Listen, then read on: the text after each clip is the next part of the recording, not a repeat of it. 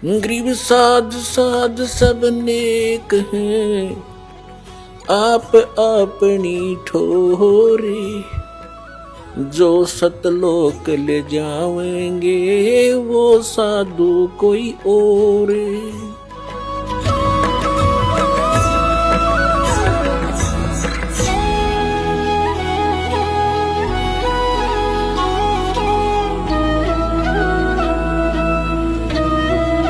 अपन आत्माओं अब आम वर्द हो गए, आम पढ़न लग गए, जब हमारी एज के तकरीबन शिक्षित हैं, और नहीं तो आजकल अक्षर ज्ञान वैसे भी करा दिया बुढ़ों को सरकार ने प्रौढ़ शिक्षा के माध्यम से, और आज 90% बल्कि 95% बच्चे इंटेलिजेंट हो चुके हैं।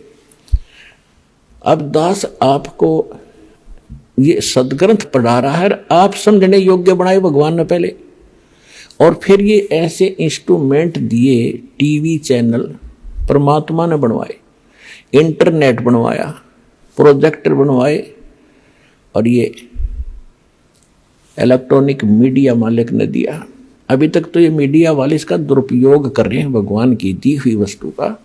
ये सारा दिन अटपट दिखावें, गंदी फिल्म दिखावें, झूठी साची खबर फैलावें, और जब इनकी बुद्धि ठिकाना आवेगी, जब इनको झटके देगा मालिक, तो जनता जागेगी। सुबह उठते हैं बकवास दिखावें टीवी में, सामने सो जा बकवास देखे, राम नाम का कि तो जिक्र नहीं। ये संसार बिगाड़ दिया, सभ्यता खराब कर दी इन्होंने।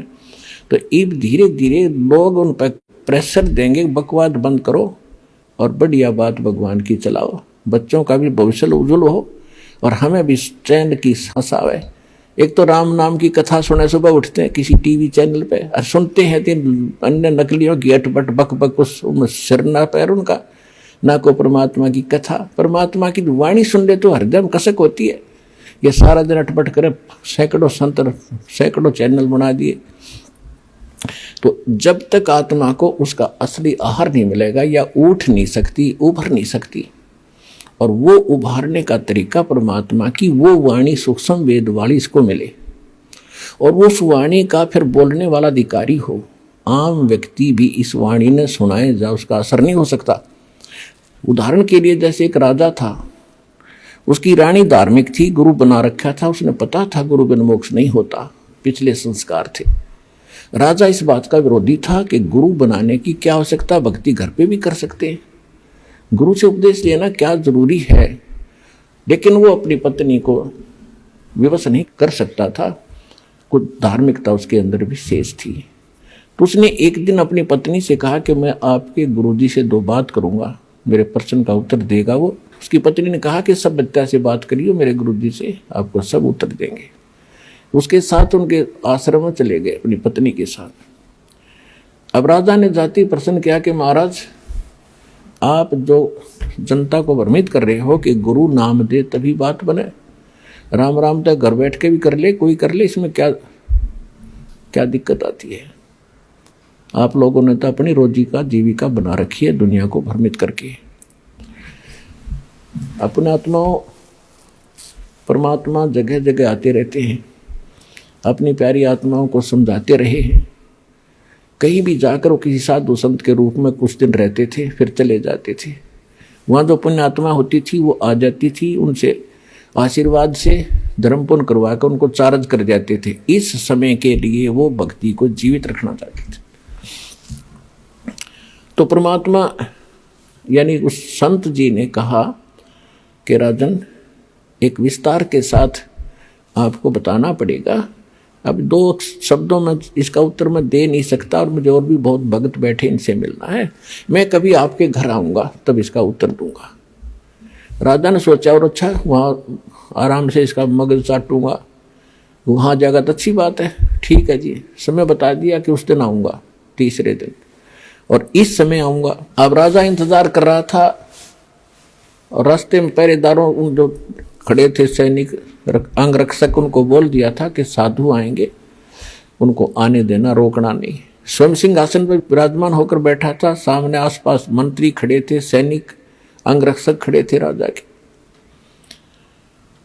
अब ज्यों ही संत जी वहां राजा के पास पहुंचे, वहां सैनिक खड़े थे, सिपाही खड़े थे।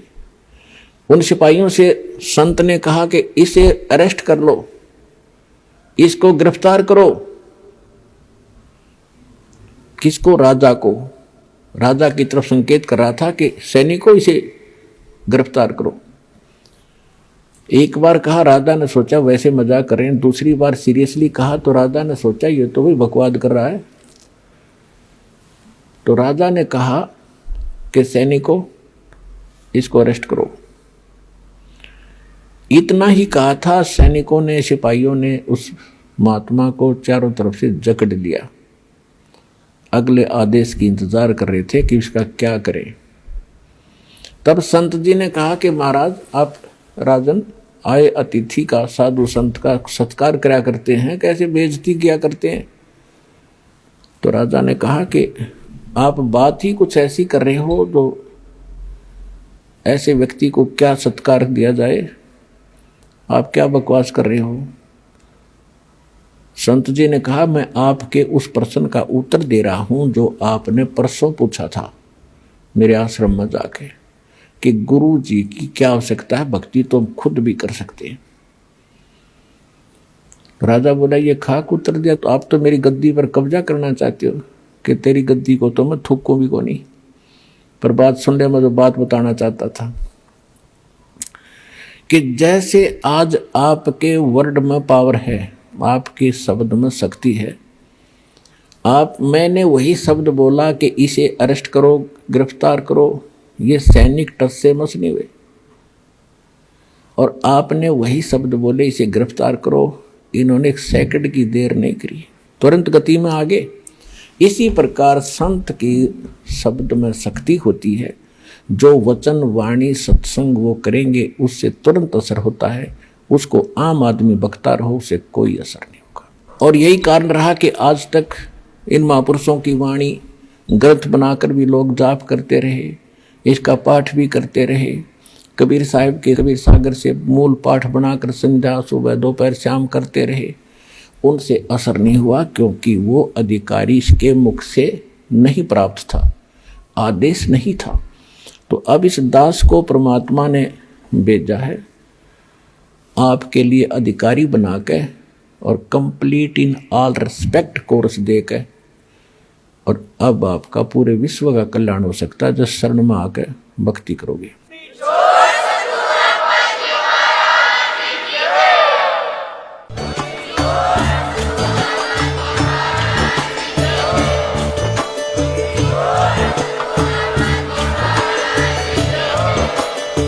सुन रहे थे जगत गुरु तत्वदर्शी संत रामपाल जी महाराज जी के मंगल प्रवचन। अधिक जानकारी के लिए विजिट कीजिए हमारी वेबसाइट www.jagatgururampalji.org। संत रामपाल जी महाराज जी के शुभ आशीर्वाद से पूरे विश्व भर में 500 से भी ज्यादा नाम दीक्षा केंद्र हैं, जिन पर संत रामपाल जी महाराज जी द्वारा ऑनलाइन निशुल्क नाम दीक्षा दी जा रही है। अपने नजदीकी नाम दीक्षा केंद्र का पता करने के लिए संपर्क करें 8222880541।